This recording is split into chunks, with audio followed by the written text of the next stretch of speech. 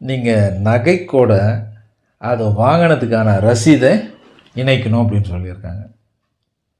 நகைக்கூட அதை வாங்கினதுக்கான ரெசிப்டை இணைக்கணும்னு சொல்லியிருக்காங்க. எங்கேருந்து இணைக்கிறது?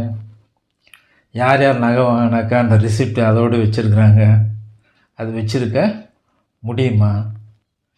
இத்தனை வருஷம் வாங்கின நகைக்கு யார் ரெசிப்ட்? இனிமேல் வாங்குறதுக்காச்சும் ரெசிப்ட் வச்சுருப்பாங்கன்னு வச்சுங்க. லோன் வேணுமே அப்படின்றதுக்காக, லோன் வாங்கினா தேவைப்படுன்றதுக்காக. ஆனால் இதுவரையிலும் வாங்கினவங்க யார் அந்த ரசீதை வச்சுருப்பாங்க? யாரும் ரசீதை வச்சுருக்க மாட்டாங்க.